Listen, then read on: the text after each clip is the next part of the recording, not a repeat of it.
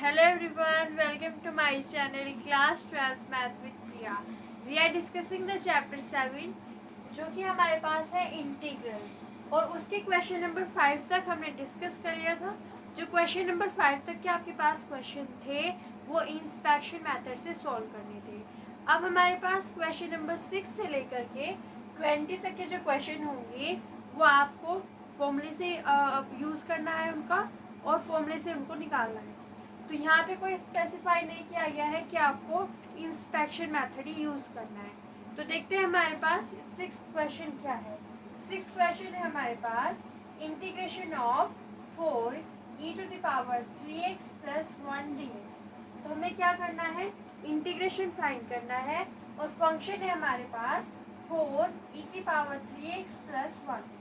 सबसे पहले जब भी आपके पास क्वेश्चन आता है और उसमें दो से ज़्यादा टर्म लिखे हुए होते हैं तो आप क्या करते हो, आप इंटीग्रेशन को सेपरेट कर लेते हो। ये प्रॉपर्टी हमने डिस्कस की हुई है।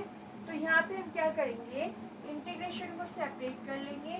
तो ये हो जाएगा हमारे पास integration of 4 e to the power 3x और साथ में चलेगा dx और प्लस इंटीग्रेशन ऑफ 1 dx। हमने क्या किया, हमने सिंपली इंटीग्रेशन को सेपरेट करके इस टर्म को दिया और फिर इसको दिया। इंटीग्रेशन किसके रिस्पेक्ट में हो रहा है, x के रिस्पेक्ट में हो रहा है। तो हमने यहाँ पे x एंड x के रिस्पेक्ट में जो भी हम इंटीग्रेशन कर रहे हैं उसको शो करने के लिए dx एंड dx लगा दिया। सिंपली हमने इंटीग्रेशन को सेपरेट किया। अब आपके पास 4 जो है वो क्या होता है, कांस्टेंट वैल्यू होती है।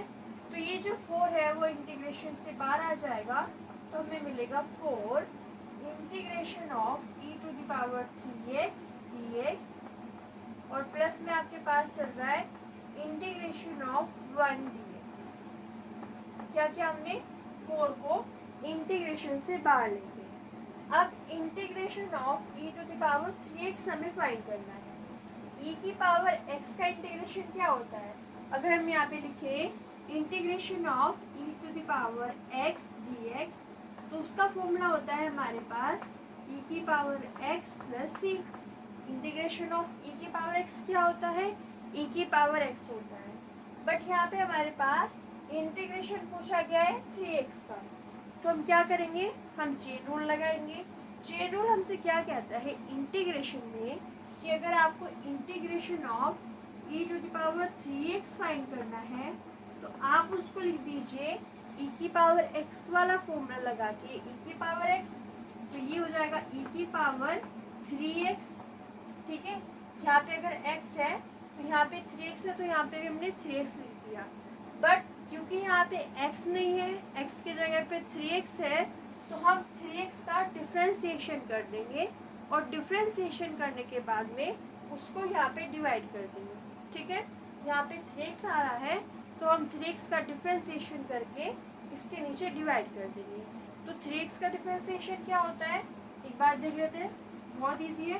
डिफ्रेंसिएशन ऑफ 3x होता है हमारे पास 3 एक कांस्टेंट है तो बाहर आ जाएगा और x का डिफ्रेंसिएशन कितना होता है 1, तो हमारे पास मिला 3। इसको हम क्या करेंगे, डिवाइड कर देंगे। तो यहाँ पे हम इसको क्या करेंगे, डिवाइड और प्लस में आएगा c। हमने क्या किया, फॉर्मूला यूज़ किया e की पावर x का। e की पावर x में यहाँ पे 3x आ रहा था तो हमने चेन रूल लगाया, डिफ्रेंसिएशन किया 3x का और डिफ्रेंसिएशन करके जो आंसर आया उसको डिवाइड कर दिया। तो हमने इसका इंटीग्रेशन यहाँ पे फाइंड किया हुआ है। हम यहाँ पे लिख देंगे कि ये हो जाएगा हमारे पास 4 इंटू क्या निकला हमारे पास e की पावर 3x अपॉन 3, e की पावर 3x अपॉन 3। तो ये 3 जो है वो हम इसके नीचे लिख देते हैं, ये हो जाएगा 4/4 पहले से चल रहा था और 3 जो है वो हम अभी इंटीग्रेशन करके यहाँ पे लिखेंगे। तो यहाँ पे प्लस में लिखा हुआ है आपके पास integration of 1 dx। Integration of 1 dx क्या होता है, 1 का इंटीग्रेशन क्या होता है x, तो हम यहाँ पे लगा देंगे x और अब हम लगा देंगे c यानी कि कांस्टेंट ऑफ इंटीग्रेशन c। तो बाद में आपको इंटीग्रेशन यहाँ पे लगाना होता है। तो ये हो गया हमारे पास इंटीग्रेशन का आंसर। एक बार फिर से देखिए, हमने सबसे पहले इसको सेपरेट किया, सेपरेट करने के बाद में 4 कांस्टेंट था तो उसको हमने इंटीग्रेशन से बाहर किया। e की पावर 3x का फॉर्मूला हमने लगाया चेन रूल लगा के। e की पावर x का होता है e की पावर x, x की जगह पे आ रहा है 3x, तो 3x का डिफरेंशिएशन निकाल के डिवाइड किया, उसको यहाँ पे सब्स्टिट्यूट किया। 1 का इंटीग्रेशन होता है x और प्लस में आ गया c। तो ये हमारे पास क्वेश्चन नंबर 6। अब हम देखते हैं क्वेश्चन नंबर 7।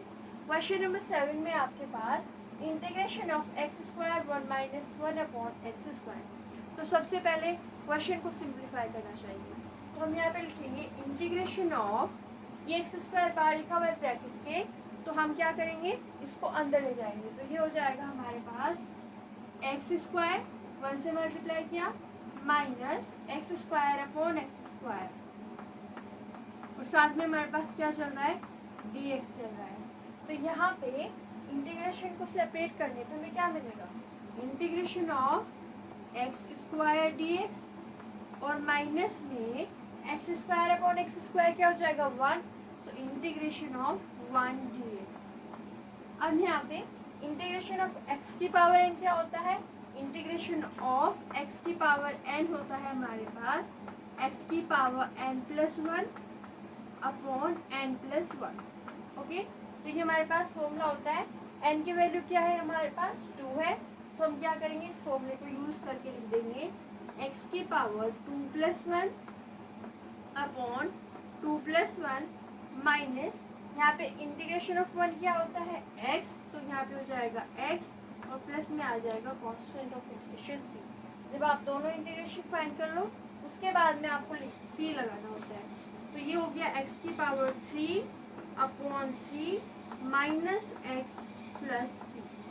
तो ये हो गया हमारे पास इंटीग्रेशन का आंसर।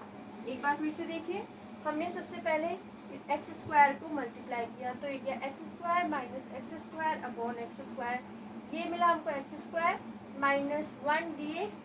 इसका इंटीग्रेशन किया तो हमारे पास मिला एक्स की पावर 3 अपॉन 3 और इसका इंटीग्रेशन करने पे हमें मिला एक्स। तो ये हो गया हमारे पास क्वेश्चन नंबर 7 और यहाँ पे हमने डिस्कस किया है क्वेश्चन नंबर 6। नेक्स्ट क्लास में हम देखेंगे क्वेश्चन नंबर 8 एंड जो क्वेश्चन नंबर 9 है। Thank you so much for watching. हमारे चैनल को सब्सक्राइब कीजिए, अगर आपको ये वीडियो अच्छी लगी है तो लाइक कीजिए, शेयर कीजिए।